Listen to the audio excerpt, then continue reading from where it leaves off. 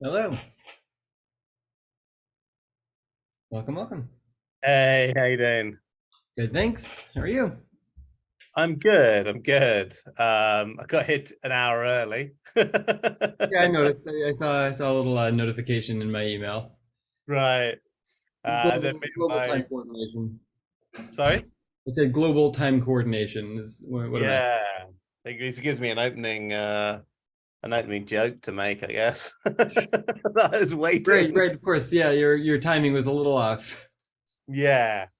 And then me and my boss Laura, who's one of the PIs on the project, we had a recorded conversation.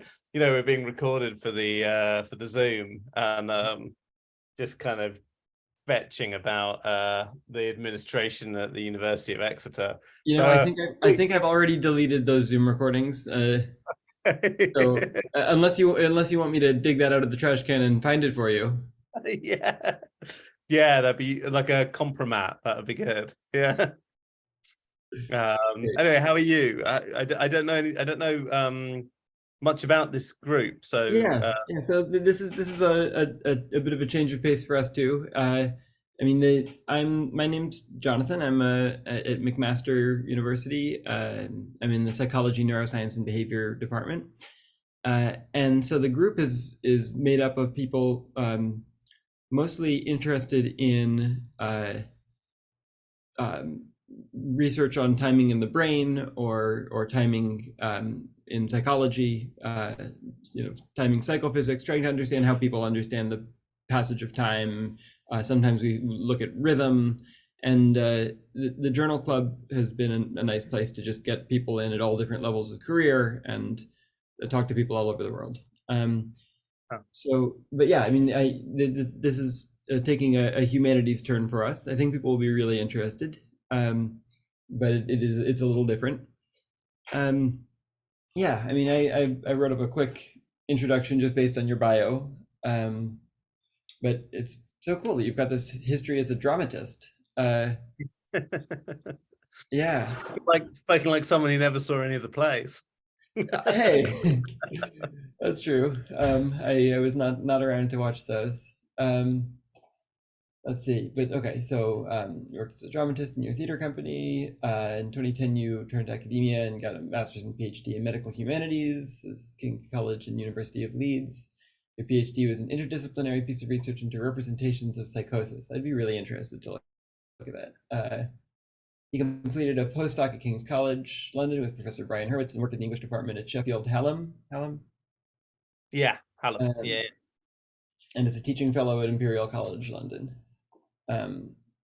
Designing sounds like you were really involved in designing courses in all these different places. And Yeah. So yeah, the psycholinguistics course at Hallam, Yeah, exactly. and then the medical humanities stuff over at Imperial for medical students. Yeah. So I haven't actually spent that much time teaching literature. In fact, I've done almost no teaching of literature because I now teach liberal arts at Exeter. So I don't think I've ever taught any literature, really. Now teaches liberal arts at Exeter. Yeah, I convened the first year module on being human in the modern world, which is good fun, actually. I'm very much borrowing on that American liberal arts model. Yeah, I wish I had gotten a little bit more of that as an undergrad. I was, pretty deep in my math and computer science and Right. all of But that. you still can, like, as I understand it, you just enroll in the school, right? And then you choose the courses depending. I mean, you have to demonstrate some sort of attainment to get into the classes, or is that just attainment to skip? So, I mean, I mean, while I'm here, I imagine I could audit courses. As an adult, it's always hard to prioritize and find the time. But yeah, So what are you doing right now? Sorry, you're doing your I'm PhD. teaching and researching, mostly focused on rhythm. Right. Hold on, actually, but before 10 o'clock comes and people start coming in, we should check your share. Yeah. I'll share the screen. Yeah, it worked all right when I was on my own.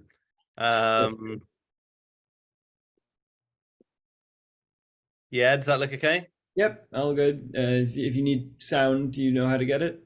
I don't need sound. Okay, great. And I've got everything written and it's on my phone up here, so I'm going to be reading like this. Does this look all right? Yeah, this looks great. So I'm saying the Waiting Times Project, blah blah blah blah blah blah blah blah blah blah blah. It's good. Right, I can read it okay, and you can, and I look okay. I might grab my glasses actually to be safe. Okay.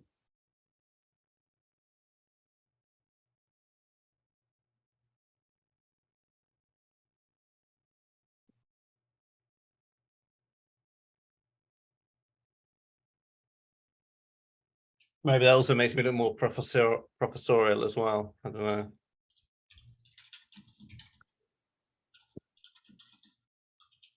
So you guys meet every month or something? Yeah, so once a month, it'll often be either two talks by more junior researchers or one talk by a more senior researcher. One taught by a junior researcher this time.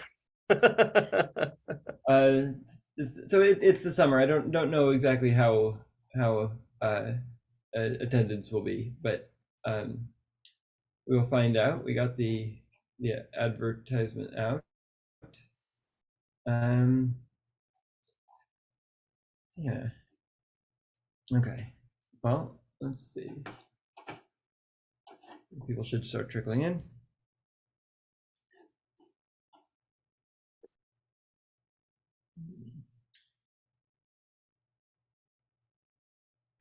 So yeah, I'm doing modeling of timing in the mind and the brain, and some psychophysics around that as well. Just Psychophysics. yeah, so just having people tap along with things as what they're perceiving gets manipulated in various ways. Right now, I'm looking at how our sense of time depends on the feedback from our actions. And so I'm manipulating auditory feedback from actions, and then looking at overlaps and interactions between movement and our sense of time and sense of rhythm. Oh wow! Yeah, sort of on a more micro scale, but I think some of the people who have talked at the Journal Club are looking at longer time scales of time perception.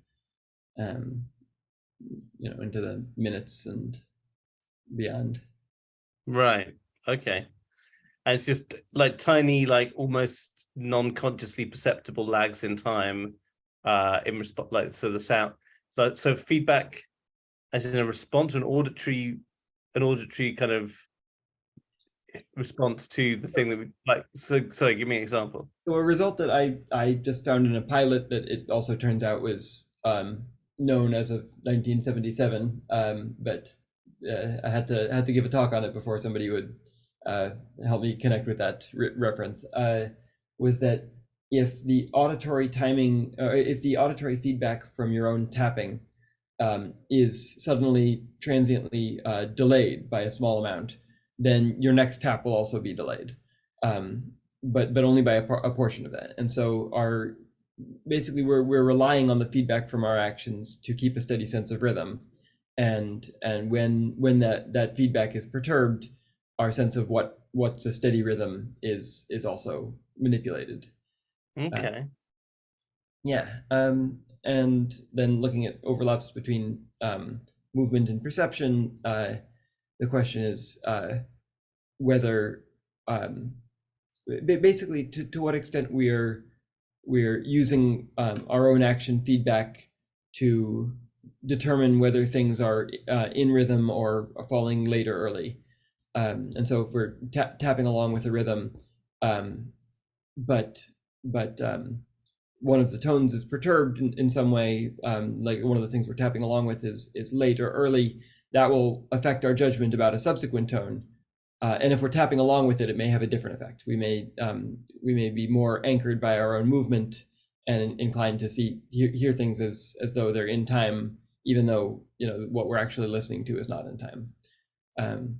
So there's all sorts of different results already, like the tapping along with something makes you more precise in your timing judgments.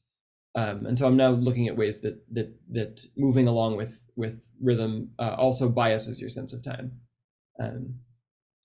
So that's some of the experimental work, and then it's all motivated by putting together models of how timing and understanding of a rhythm is like a process of inference about hidden things in the world. How the model that tries to unify it with the process of keeping track of our own bodies and keeping track of things that aren't directly observable that are moving. So trying to put timing together into a bigger picture of cognition, dynamic cognition. Well, and that's kind of indicative of the kind of work that people in this group generally are doing as well.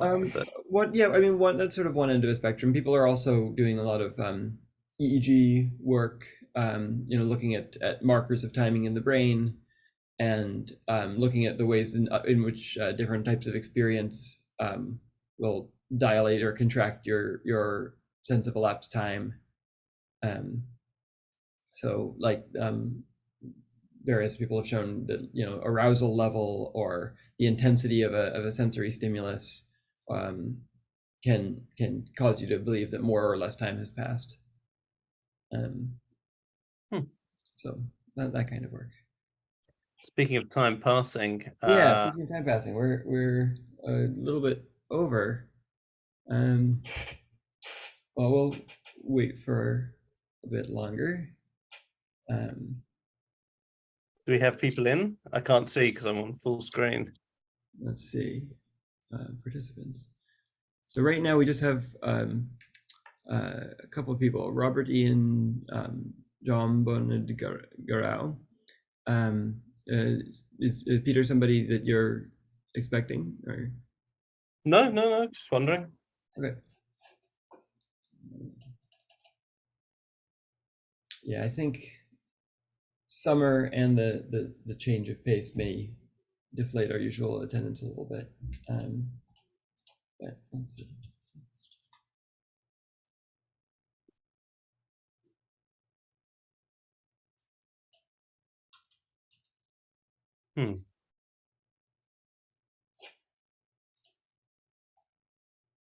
Conscious of the fact that I'll be talking at people for like an hour. Let's see. And I guess Effie usually attends, but wanted me to host this time. I'm not sure what the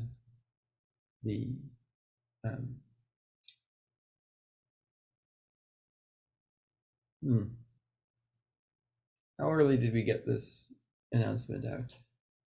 This was out, I guess, 5 days ago.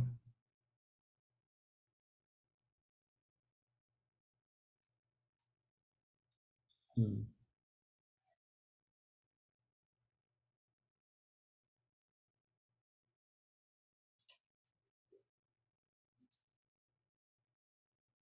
Do you record it because it then goes somewhere else as well? Yeah, so Or we usually we'll post it on a channel. But I mean, we can also, you know, give you access to it, and send it in advance, and I mean, you can let us know if you want to post it or not. okay. I'm just wondering if it's only a handful of us, if it would be more interesting and valuable to have just a conversation rather than me. I don't know. I'm very happy to go with, what I've got is Yeah. an amalgam of all the people. There's, well, I was going to explain this when I was speaking, but it's an amalgam of the work of all the several people over several years on the project. So it's very kind of, maybe about half of it I just sort of cherry pick stuff that people from another larger day presentation we did quite recently. Then I was going to talk a little bit in more detail about my stuff. I don't know. I'm happy to kind of do it whatever way seems sensible to you and whoever else is here. Yeah. Yeah. I guess so. Given it's 5 or 6 minutes over, I guess we must have gotten this notification out on the late side, and I think a lot of people are also, doing other things for the summer. So let's see, what would be a good thing to do? Maybe we could do. I mean, oh, okay. You could do. Oh, a few more people are in. Oh, and Professor Vatakis also helps run the journal club. So we could do. I mean, if it would be nicer to do more of a casual conversation, maybe a shorter presentation followed by more questions. I guess. Yeah. Go ahead. I'm really happy to be as flexible as and do what people would like. Like I said, I got about maybe it's, it was pretty much an hour of what I had, so it was about 20 minutes, 25 minutes talking about project overall, giving some, using bits from the other people have written, so I'm really speaking with a whole load of different people's voices. Which is a massive overview of, like I say, 7 or 8 people's work over 7 years, 6 years. And I've also got like a specific extended bit of work that was about waiting rooms in GP general practice in the UK. I don't know if that's a thing that would be of interest or not, but that's basically a self-contained paper. And then I was just going to share the website where the work that I've been doing is pulling together people's stories of waiting. I mean, maybe it would be good just to see what people would be most interested in, if people want to, because there's like 6 of us, 7 of us. Yes. Robert also points out that today is a major religious holiday. Is it? Oh, it's Eid today, isn't it? Oh, right. Is that right? The big one that's not it's the start of the Hajj. Yeah, that's it. Yeah. Okay. Well, I mean, maybe we could do an abbreviated version and just find a time for anyone present to chip in and ask any questions, and Okay. However you want to make it maybe a little more casual and small. Yeah. Okay. No worries. I'll just and so we've got Candace says she's very interested to hear about the major insights from the research and what the participants and users have said. Yeah. Okay. Right. Good. Okay. Well. Okay. So that's probably more like the work that I did. I mean, what I could do is I could switch presentations and show you something that's specifically, if people would really be interested in that. Or I can do a little bit of a an overview and then try and switch to that. Maybe that's the way to do it. Should I do that? Maybe people wouldn't be interested to hear the thing about the GP waiting rooms. So maybe I'll do the overview, Sure. which will take maybe like 20 minutes or something, and then I'll and then I can pull up more specific stuff about the storytelling work that we did. How's that sound? That sounds good to me. Okay, cool. All right, good, excellent. Well, thanks for having me here. I'm gonna just I'll kick off. And I was saying to Jonathan that for a researcher on waiting, I had the a researcher of waiting, I guess, and of time. I had the enjoyable experience of accidentally getting here an hour early because I had miscalculated between GMT and summertime in the UK and thought you guys were only 5 hours behind us in the UK, when in fact you're 6. So but yeah, so the Waiting Times project we've been running since 2017. This is a list of the team, who are a combination of PhD doctoral students, postdoc researchers, artists, activists, and the PIs. And I'm going to try and really quickly go through a little bit of what everyone did. And I've brought together bits of text that other people have written on the project. So apologies if the tone sounds a little bit strange, it's all over the place. And uncharacteristically for me, I'll be reading as well. So yeah, let's see how it goes. But before we do that, I just want to draw your attention to this.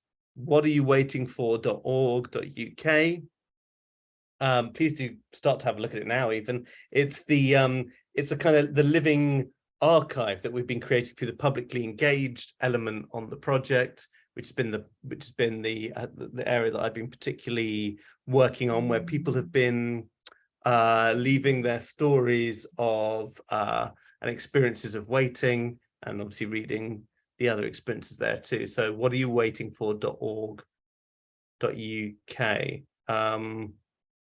I'm not 100% sure that's correct. I think it's whatayouwaitingfor.org, but try both. Maybe it's .org.uk. Okay, so the Waiting Times Project itself. So the Waiting Times Project's been working to excavate and create new vocabularies and concepts that might help patients, clinicians, families and carers situate and communicate the meaning of their waiting.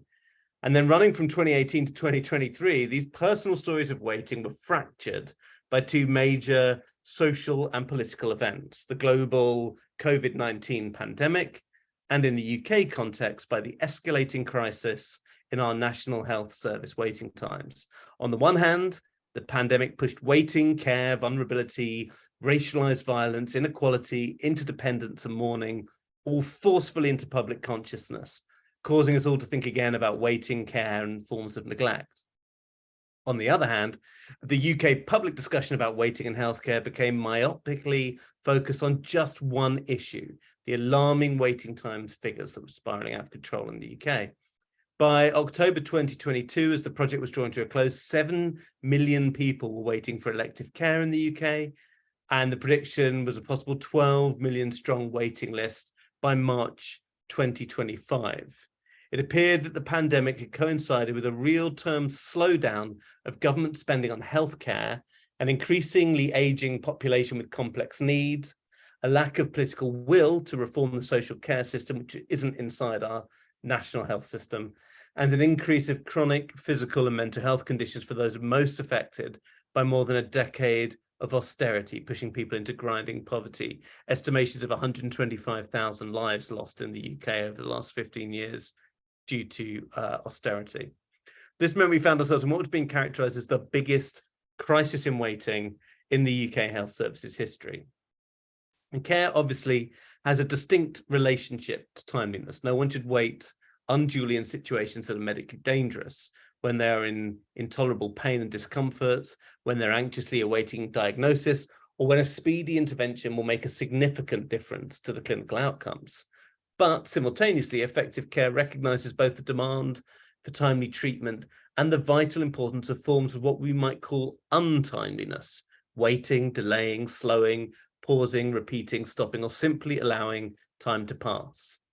Healthcare practitioners know this well. Where care exists, so does waiting. It's there in the extended time needed for therapy or medication to work, in the watchful waiting before or after diagnosis, or in the time that stretches out over remission, relapse, palliative, and end-of-life care. At one end of the spectrum of care, cardiac arrest resuscitation relies on a hair's breadth of a hiatus between chest compressions that mimics the interval between heartbeats, a tiny wait that can feel like a lifetime. At the other end, community medicine is coming to be defined by complex, long-term, and often medically unexplained health conditions that demand ongoing, sustained involvement with patients, often over years. Here, waiting with, or simply continuing to be available, becomes the key way of supporting health. So this untimeliness is mirrored in the ways that individuals, healthcare systems, and social life itself are governed by rhythms and tempos that are not directly of our making, but structure us in significant ways, so that being out of sync is an ordinary, everyday experience. Time has a social life, and experiences of time change historically, geopolitically, and culturally. A complex reading of the present moment, for instance, may include accounts of social acceleration and the increasing difficulties with waiting in a speeded up and more immediate, technologically driven world, but also the simultaneous experiences of stuck, impeded, or foreclosed temporal horizons in which the future appears less hopeful, less open, and unfolding than the post-1945 historical period, especially for those whose life chances are already impeded by structural inequalities. And indeed, as Lisa Baretza, who's one of the PIs on the project, and actually the person who's written this section that I'm reading right now, argued in Enduring Time, this push-pull of speeded up and impeded time has come to characterize the early decades of the 21st century.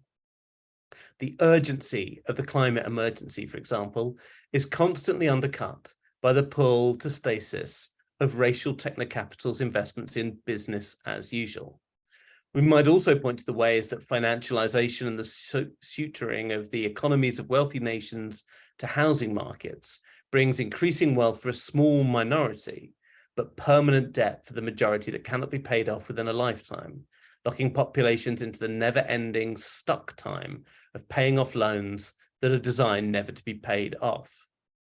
Our time is spent in healthcare by both patients and practitioners is conditioned by these wider historical, social, and political forces that govern and structure time and determine whose time is important and whose time can be wasted, how time is experienced, and what timely itself might mean.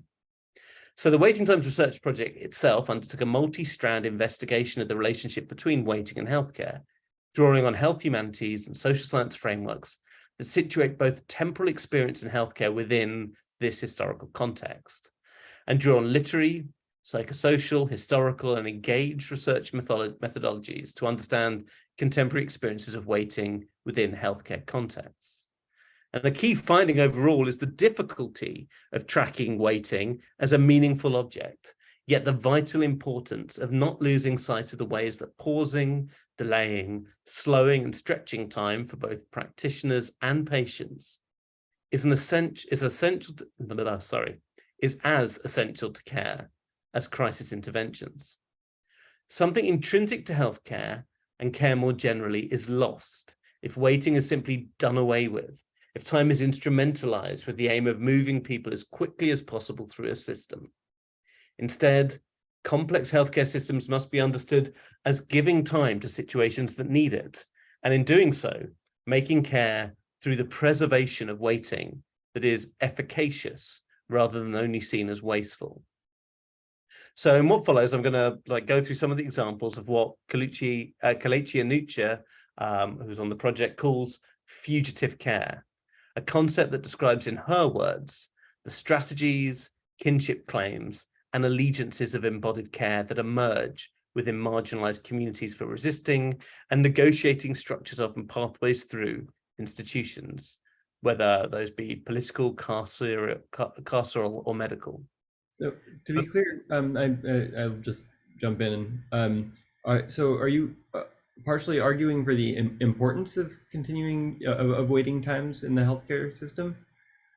Of waiting, yeah, of times of waiting. And I think making a distinction between the thing that gets called waiting time as a kind of system failure that needs to be eradicated by some sort of fine-tuning of processes, algorithms for diagnosis, treatment paths, whatever, of kind of or of a kind of more stringent rationing of clinical time to meet a growing demand in the context of a static supply. Sort of like arguing broadly against that as a way of understanding what waiting is. I see.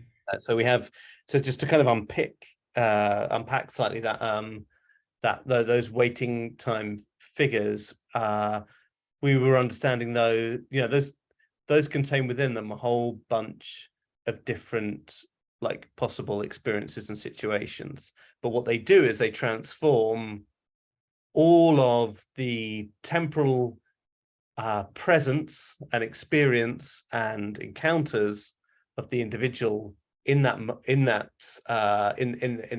round into some sort of system failure block that's called waiting time, right? So I might be on a waiting list for some elective surgery, and then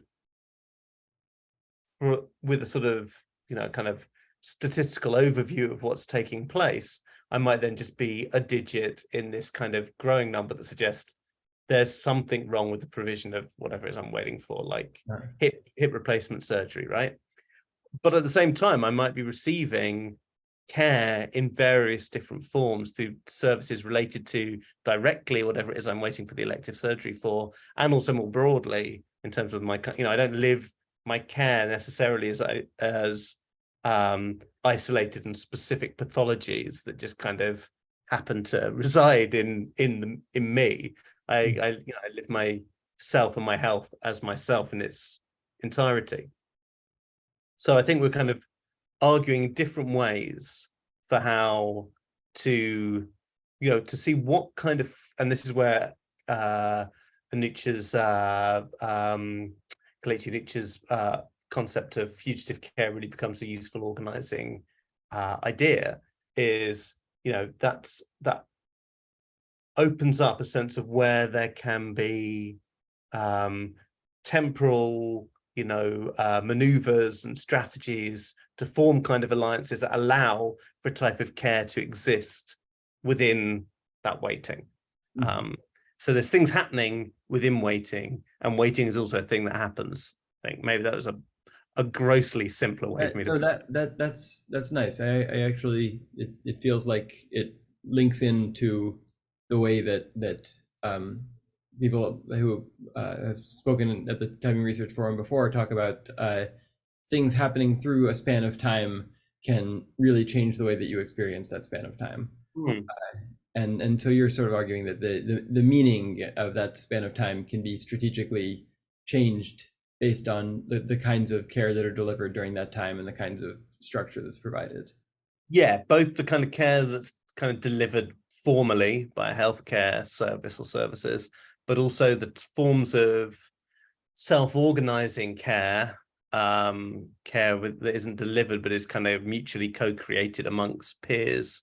And that actually, I mean, that's very much something that came through in the work that I did. It might be natural to kind of skip forward into that a bit. I mean, that was I basically nearly at the end of that framing. I'd love to hear about the work. Yeah. Okay, cool. So this is just to say that these are the four strands through which we kind of organized the project. The first, waiting in late times, looking at kind of like sort of historical, literary historical sort of social science look at what it means to wait in the age of modernity, and taking a kind of sense of modernity as being broadly the post 1945 period to the present day. Watchful waiting, which kind of ties to that version of or sense of ways in which time can be prescribed and work as a practice of care, but within formal medical or clinical situations. So that was work that was particularly led by Lisa Braitz and Stephanie Davis, who's another one of the PhDs on the project, who did ethnography in GP practices, general practice in the UK. The Psychic Life of Time, which was a sort of psychosocial studies, psychoanalytical based piece of work with an ethnographic study at the gender identity service at the Tavistock Clinic in London, a service itself which actually then across the lifetime of the project actually came to a close. And then the Speaking of Waiting strand, which I've kind of already flagged up, which is the publicly engaged research, which I led on and involved a whole range of different kind of storytelling, story sharing workshops that were co-designed with the publics that we engage with. So yeah, I might just then sort of flick through this a little bit. So maybe the slides will be there and can be shared. You know, so I've talked about Kelechi's work briefly. These are some of the literary texts that she was working with. She was a PhD who's working on this concept of fugitive care, which really became very important for the group as a whole. I talked briefly about Stephanie Davis's work as well. She did an ethnographic study in GP practices.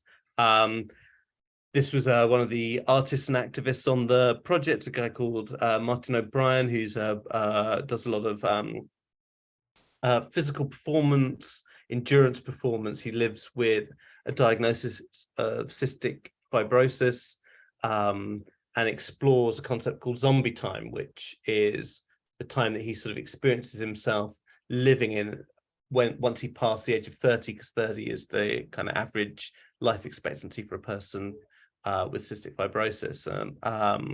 So just wanted to mention his work here. Through the project, he did some performances and reflections on the performance as well. And again, this idea of the body that you know, that kind of holds both death and life in it, and the kind of time that we roll into through what, you know, for him it's through running beyond the sort of the averaged out life expectancy limit set up for him from a young age.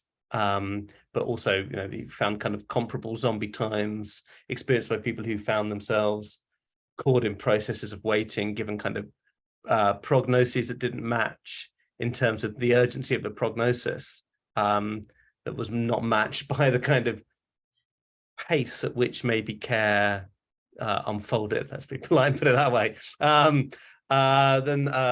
Debbie Robinson was a filmmaker who worked on the project and made a film with a person living with impairments, including specifically kind of visual impairments. And this film called Time Being, a 14-minute film that was screened as part of the project. This is the work that I said was done at the gender identity clinic that itself has subsequently, well, is in the process of being closed down, and has been a source of like quite considerable sort of political dissent and disagreement and conflict in the UK.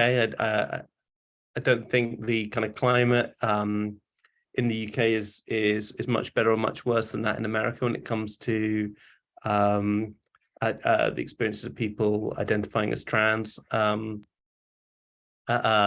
particularly this clinic worked on the basis of anxieties around you know, how much delay and how much haste, you know, the negotiations around delay and haste between people using the service, people running the service, and the kind of different sort of political and social arguments around that as well in the kind of wider context. So yeah, so that's an overview of I think I've touched on everyone's work there. What I could do is I could talk in a little bit detail, skip forward, and I'll talk a little bit detail about the work that I did. If it's all right, maybe I'll actually switch over to no, I'll use this set of slides and talk here about to these slides here. Okay.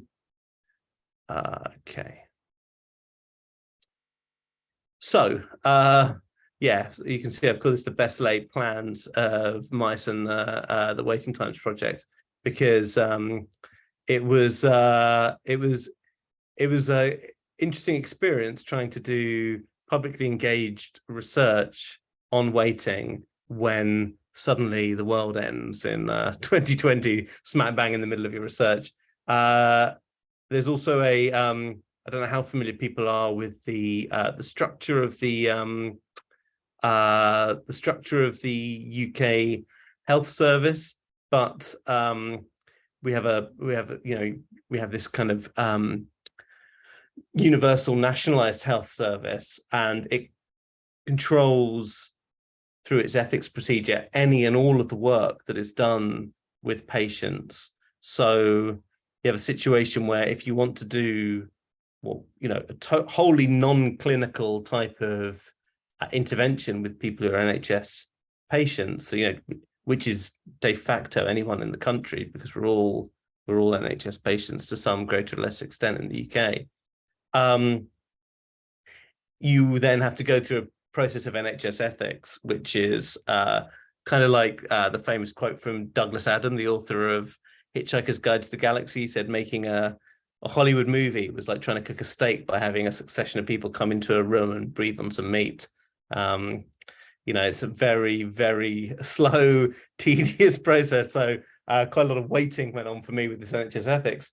And then so I got, this is genuinely the case, the UK went into lockdown on the 22nd or 23rd of March, 2020. On the 27th of March, 2020, so the whole country is shut down, absolutely tight, like the deepest of lockdowns. Everything's, anxieties and around a kind of the extent of the crisis are unbelievably high.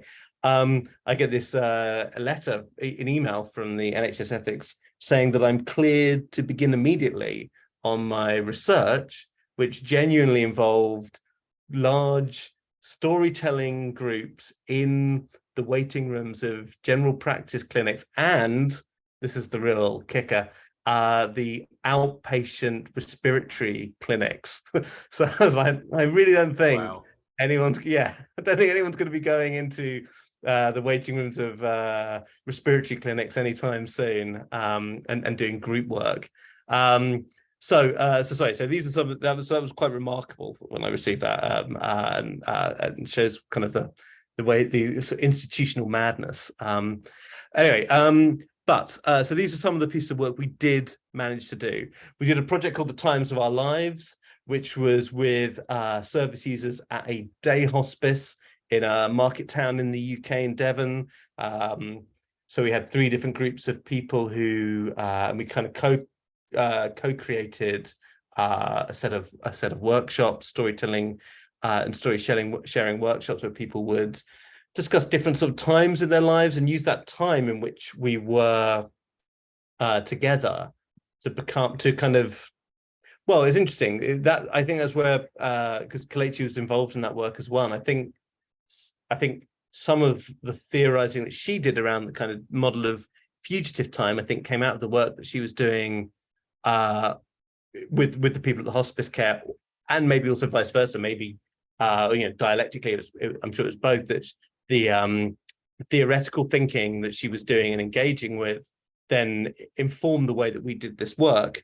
But certainly what happened in that space and that time was we were taking, something that initially presented as a sort of dead time, and turning that into a time that was kind of enlivened through storytelling. I don't just mean as in it was interesting, but became time that people began to grab a sense of agency over, sorry, not urgency. Urgency was put on them, and we turned that urgency into agency together collectively. I'm going to talk about that a bit more in a minute.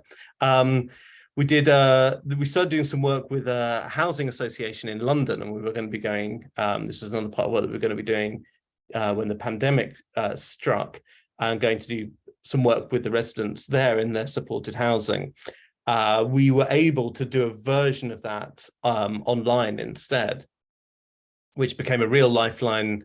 I don't know for the other people who engaged in it, but became a real lifeline for me as a researcher, and it was a really fascinating experience because the pandemic transformed didn't kind of totally destroy, but like certainly lessened that that imbalance, that asymmetry between the sort of power and capital asymmetry between us as researchers and our publics who are engaging in, even in engaged research, even in the, you know, the hospice care work, it was very evident, despite the fact that we created this very democratic space where we had service users, staff, carers, you know, professional and non-professional carers and researchers all working together in this story sharing sessions and making the stories together and contributing, and you know, in a way that kind of eroded some of those differences.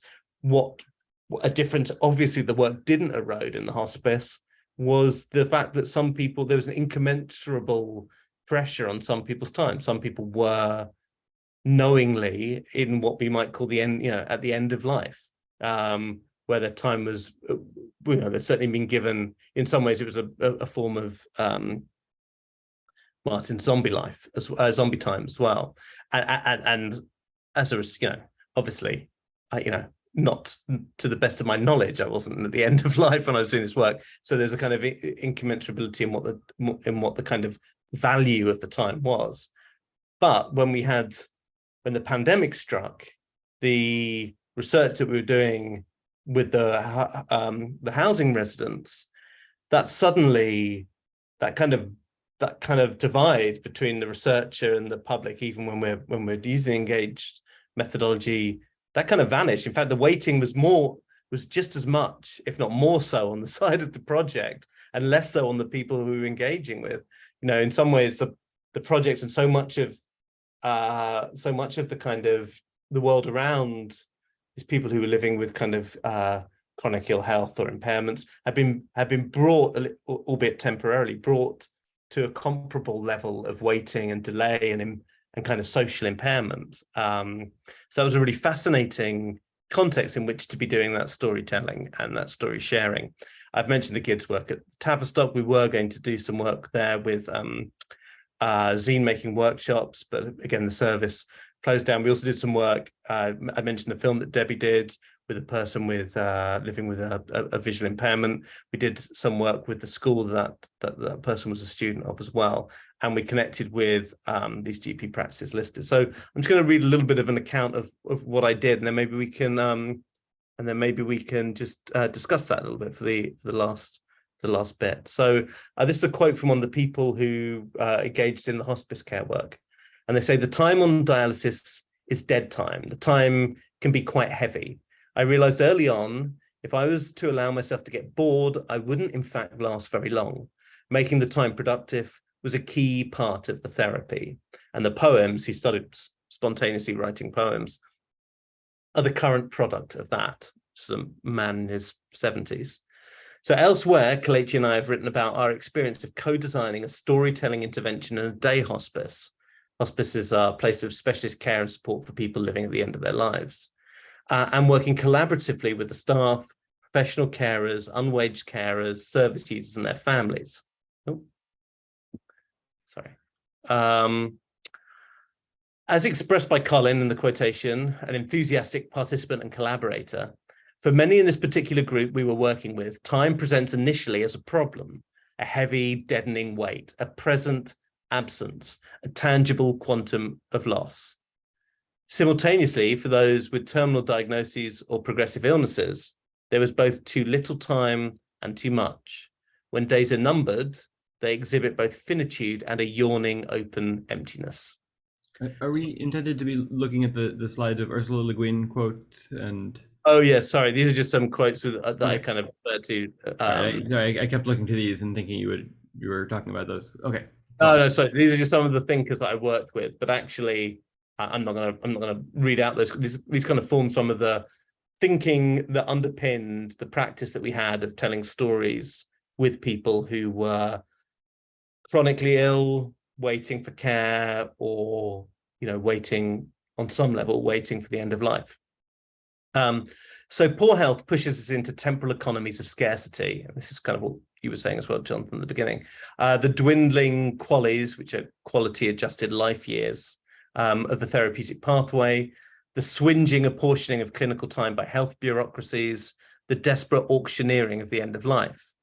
When placed within such an economy, strategies of resistance are often themselves delineated and delimited by the terms and spectrums of possibilities of that which they resist. Denial and deferral reiterate and reify that temporal rationing.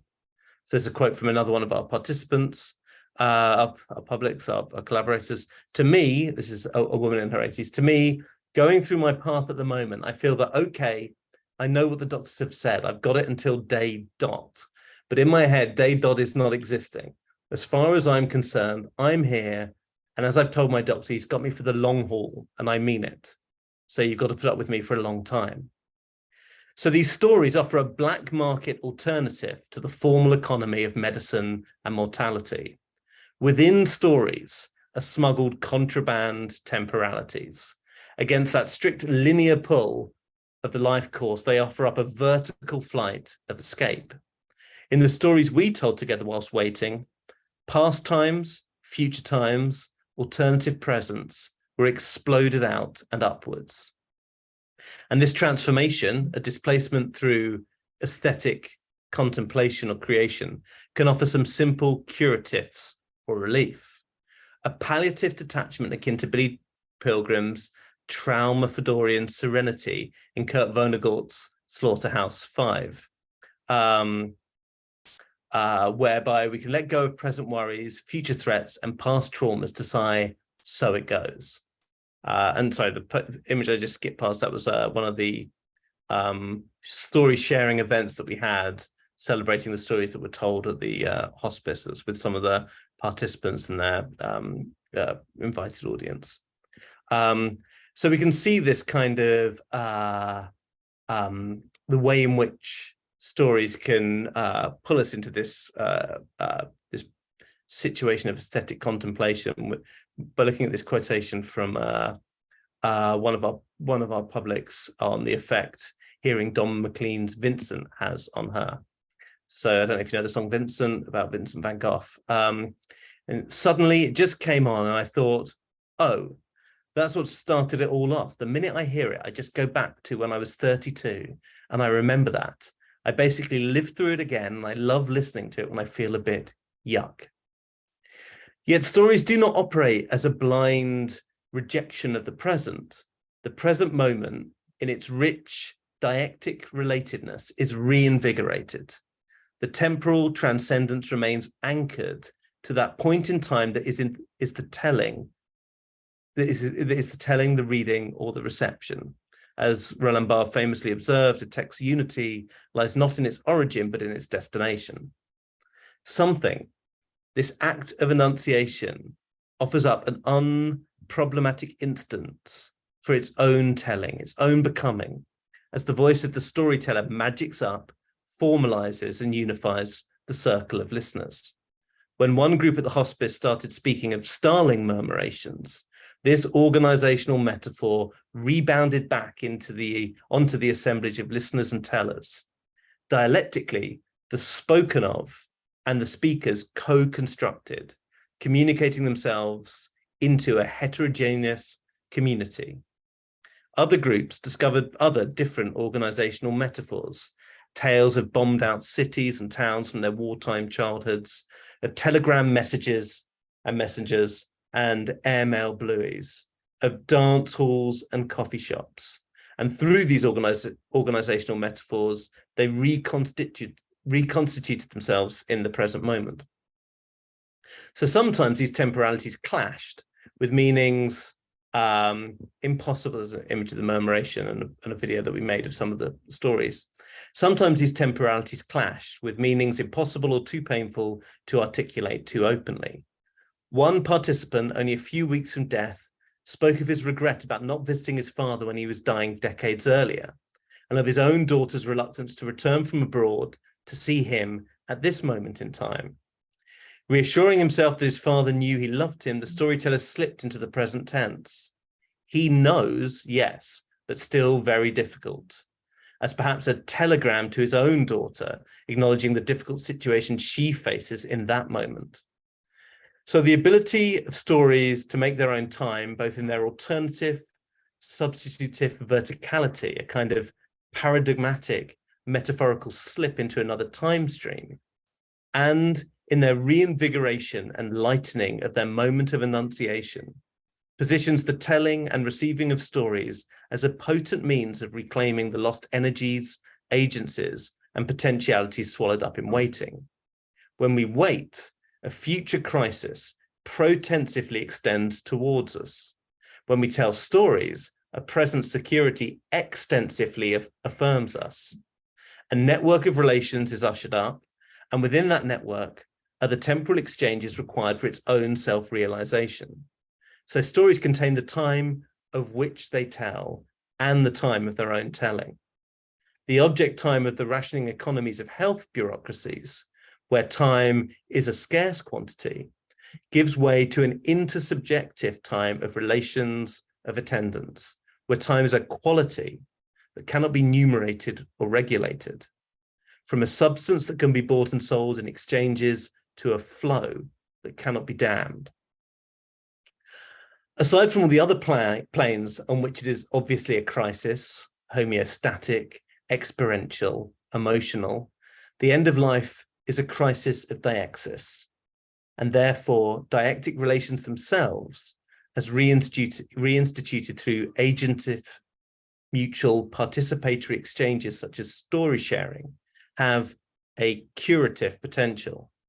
An answer, as we discovered as we embarked on virtual storytelling sessions in the eye of the pandemic, to a crisis that shatters embodied relations, social networks, and their constitutive temporalities, is to attend to each other through the mutually recognizing and reaffirming telling of stories. As one storyteller mused, wonder what they're going to write about 2020. It didn't really exist, did it? Unreal, heavy and dead time of waiting never really existed, but each supercharged instance of creative enunciation, each story is an energetic, defiant, renegade cry of presence, of reality, and of substantiated Deleuzian event in the face of this temporal dilution. So I think I might just stop there, and maybe there might be a bit of time for questions. Does that sound about right in terms of timing? Yeah, it sounds good to me. Yeah, this is really interesting. I love where you arrived at the end. It made a lot of sense. The idea that the time contained in stories augments the time that we're actually experiencing, and that right, which direction we're being pulled, right, whether we're being pulled towards the end point of the waiting time, which is this sort of constant tug through this empty time space that's been commodified and get traded, versus extending forwards from where we are. Yeah, and I think that the relations that we hold in the present, or hold in the present in the instance of a kind of collaborative act, and we were using story sharing and storytelling, but I think there are other creative and collaborative activities we also that we didn't use, and some that we did. I mean, we shared songs together, and the thinking and the practice sometimes was the idea that people would share a song that spoke to a moment in their life that now spoke to the moment they were in, if you see what I mean. So there's like sort of there's like a sort of threefold relationship there. There was like the song, and the song was kind of like the point of the triangle that joined a lost time and then a time that we were in. It's like creating a temporal scaffold, these links between different points in time that can support the current moment we're in, and rather than letting it wilt. Yes, and really, and did a whole load of different things. I think bringing those past moments into the present, it reinvigorated mostly happy, sometimes sad, but always important memories and moments for people, and kind of rendered them again for people. So on some level, they were being experienced again in some of their their potency and their vitality. Also, I think it created a way of reflecting on the present moment, a way of reflecting on the present moment from somehow like paradoxically from without the present moment, from like being able to understand, not understand in terms of unriddling, but just kind of having a different sense of whatever time in life and state of health the person might be in. I think the two moments in a kind of more linear relationship were giving people a sense of their lives. So it was very interesting. People would comment after particularly the hospice care sessions, how they were surprised to discover through the telling of these stories, these sharing of these moments, what interesting lives they themselves had. And people would like commonly say some sort of variant of like, God, I thought I didn't have any stories to tell. Because everyone would say, oh, nothing's happened to me. I got nothing to talk about. Nothing ever happens to me. And then people at the most, as everyone does, had the wildest, most beautiful, most brilliant, most bonkers stories to share. But that was when the exercise did what it was not what it was supposed to, because we were finding what we were supposed to do by doing it. But that was the kind of model of what the exercise became, I guess, with the song sharing. But we had a group during the pandemic, basically people who were using the online it was kind of like a sort of online community technology, and the people who ran that felt that there were a lot of men who were underusing the service because lots of the classes on there were things like story sharing or I don't know, like painting or or like kind of I don't know, classes that they thought weren't speaking to men 65 plus from particular kind of socio and economic backgrounds. Quick So participation. So how did you end up with the in-person exercises? These groups of people. Where did you get them? Where did they come from? And how did they decide to participate in this? So we partnered with the hospice care charity and their day hospice, and they ran groups. So that was very simple. They ran groups on Tuesdays, Wednesdays, Thursdays, and we just did over the course of a year. We ran groups for the first chunk with the Tuesday group, then the Wednesday group, then the Thursday group. But that makes it sound much more programmed than it was. We consulted with the people who ran the hospice as to what, in the design of what we might do. And then it was a very kind of iterative process with a lot of feedback in it. So we didn't kind of come in with a program of like, here's the stories we're going to tell. We sort of we collaboratively designed what the storytelling sessions would be like. So the idea, it was very hard to tell whose idea anything was. Everything was everyone's idea. So I referred to someone as a participant. I really try not to use that language, because it wasn't that there was one thing that was being made and someone else was participating in it.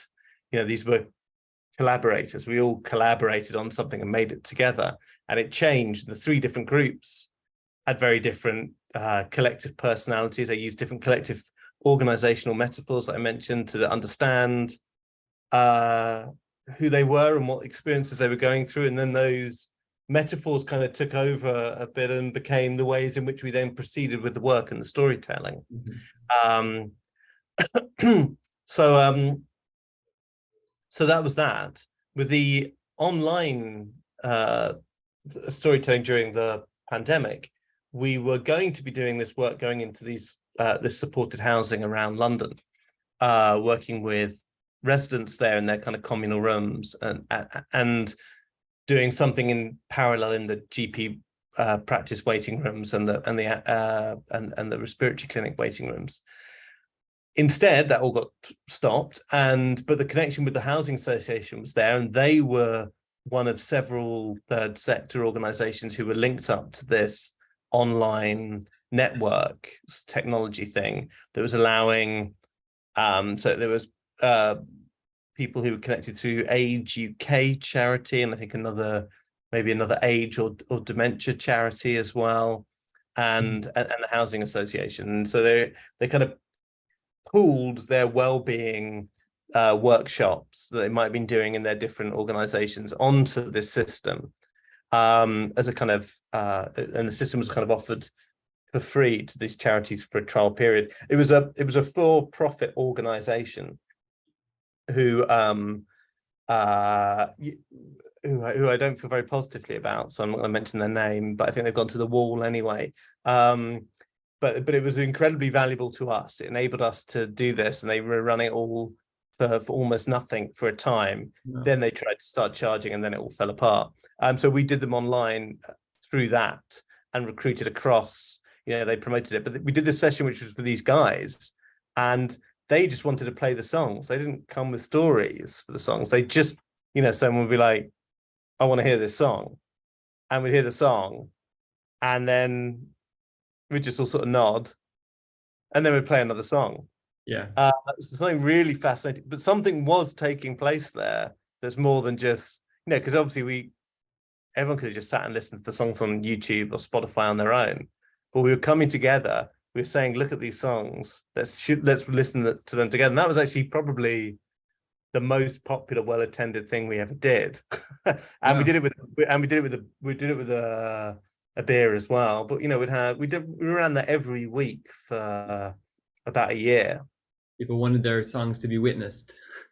Yeah. And it was a way of, I think it's also a kind of version of intimacy for a particular, for people in a particular kind of gender and class, age, position, right? I don't think these guys would feel very, speaking for them now, I don't think they would have felt very comfortable turning around saying certain emotional things or had the language for that. Maybe I'm doing them a disservice. So, but they had. I should jump in before we hit 11 and check whether anybody else has any thoughts you'd like to share. Sorry, Leah, to run right up to the end, but yeah, I actually have some questions. So first up, I wanted to state that I absolutely love the idea of the community collaborating and storytelling. I think that's just so beautiful, and to hear their experiences, especially when it comes to their experiences with time. I had some questions. So what are some ways that these collaborative storytelling sessions altered their experiences with waiting times? Yeah, so that's a good question. With the waiting times, you mean literal waiting times, not our project? Yeah. Right. Literal waiting times. Yeah. So I wish definitely for the people in the hospice, on a very straightforward level, people said that it made the time go slower in a positive way. Like the day seemed longer, the time left seemed like there was more of it. That last one was me extrapolating. I didn't say that exactly, but there was a feeling that that by having more in the time, it was slowed in some way, in a good sense, because obviously what they were waiting for was not something they wanted to hasten towards. Right. So I think it functions slightly differently in the pandemic. I think the work, several people, and myself included, because I was just as much a participant as a researcher in that, felt that the workshops and the meetings differentiated this big expanse of under-differentiated time that was created by lockdowns and the pandemic.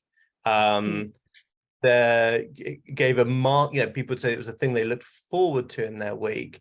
And I know I know people use the expression looking forward to, metaphorically. It's just kind of something I'm excited about, but I think they actually were also looking forward at it. And it was like, it was giving again a sort of a perspective on the duration that each week offered, right? Like we lost those perspectives, or those perspectives became distorted because we didn't have objects in the foreground and the background in the way that we typically had in other times. So that happened.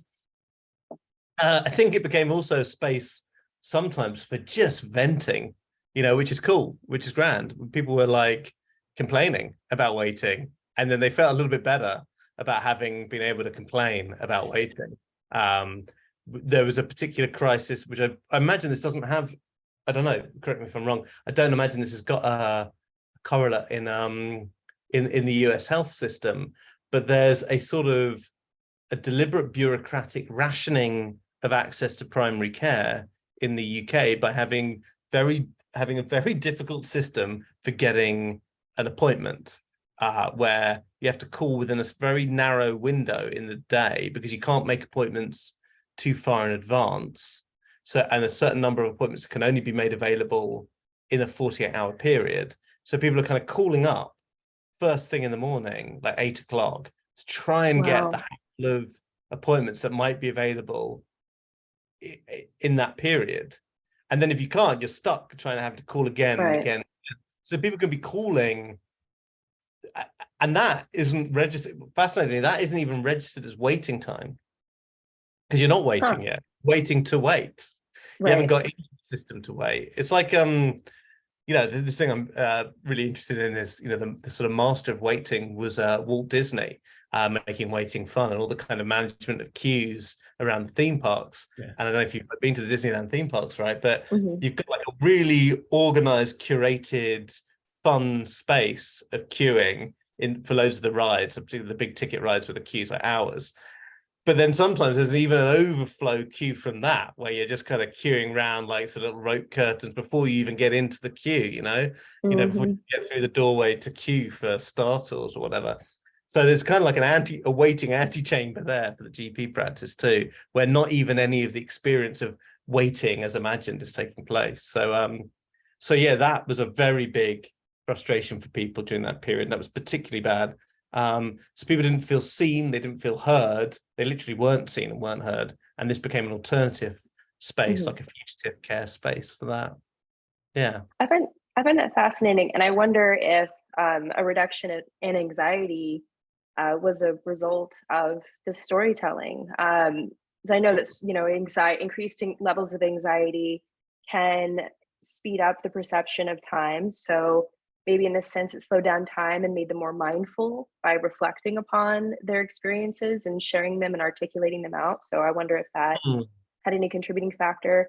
I know for me personally, during the pandemic, I joined a bunch of poetry writing workshops to kind of deal with my anxiety about everything. And I did find that having a sense of community, being able to express myself both in a written and verbal format was very therapeutic for me personally. And it seemed to be for other people in the writing community.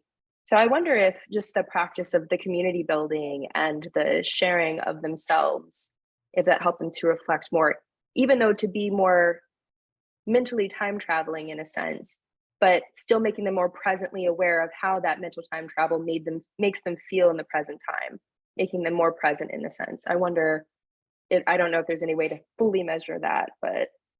No, and so we didn't do any kind of, I mean, not that it would have been practically possible anyway, but we didn't, I think also we didn't, I think we might not have done it anyway, even if we had been able to do it, but we didn't do any measure of like anxiety levels of any kind, not even a kind of qualitative level before or after, but absolutely, exactly as you say, participants, oh God, I keep using that word, I'm addicted to it. It's hard not to do. Yeah, like self-reported, like definite kind of like amelioration of anxiety, absolutely, like just feeling those exactly those experiences that you had in the poetry telling writing group,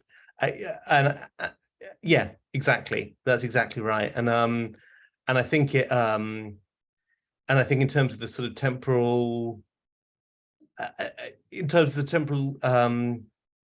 perspective on it, I think it did, you did get a lengthening, a lengthening of the pleasurable time, and a kind of a slowing and a softening of the kind of passage of time as well, I think.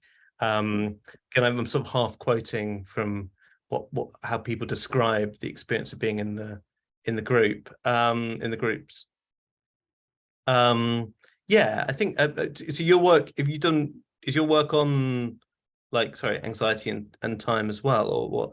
I've done some research on it. My work mostly focused. I just finished my PhD in psychology over here in Virginia, literally last month. But my research focused on Congratulations.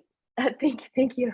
I'm still trying to like resettle myself into the world as an adult. So my research focused on the context-dependent mechanisms in relation to how numerosity influences the perception of time. So numerosity being the quantity of items in a given set, and how the way in which you have participants in my world, my research, my advisor said subjects. I don't like the word subjects. That sounds even more like dehumanizing to me. A king has subjects.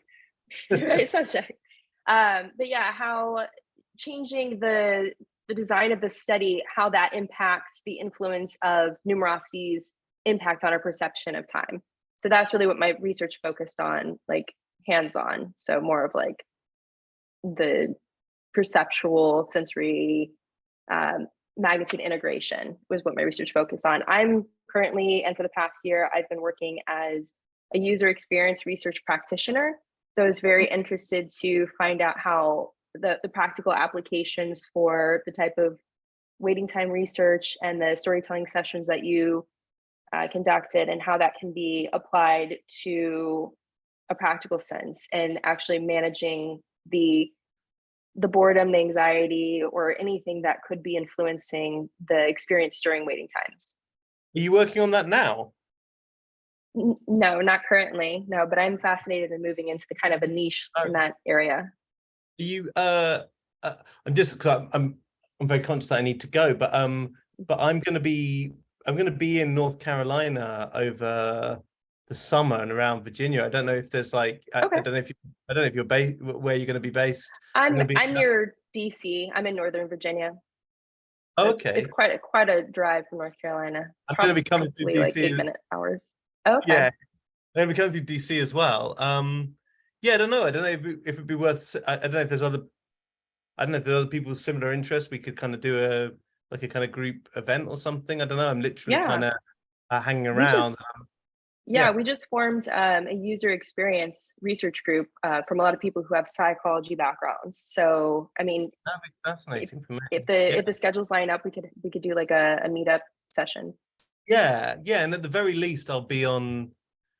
If it doesn't line up, at the very least, I'll be on US time as well. I'll be on the EST, but it'd be lovely to actually do something in person. I could talk, I could share more of the stuff and take you through some of the stories that people had. And I'm very interested in working with people to kind of discover ways of, kind of like using this methodology and these, what we did and what we learned to kind of do, to make similar kind of, and maybe more focused and more evidenced interventions in the future. So I'd be really, really up. Would you do me a favor? Because I can hear someone ring the bell. Can I? Would you email me, and we could maybe What is your email, or could you put it in the chat so I can? Yeah, put it in the chat. Yeah.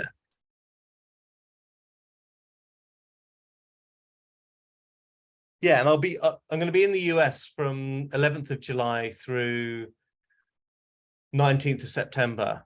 Okay. I'm going to be around for quite a bit. A mixture of sort of holiday and work, but mostly down at Duke and University of North Carolina. But yeah, that'd be really cool. I'd be really interested in kind of like if we could do something, like that'd be really, really fun. Okay, I should really go. But so lovely to meet you both. Good to meet you, Michael. Yeah, good to meet you, and thank you so much. And it's nice to have a nice little conversation here, like at the end. Take care. Right, thank you. Bye.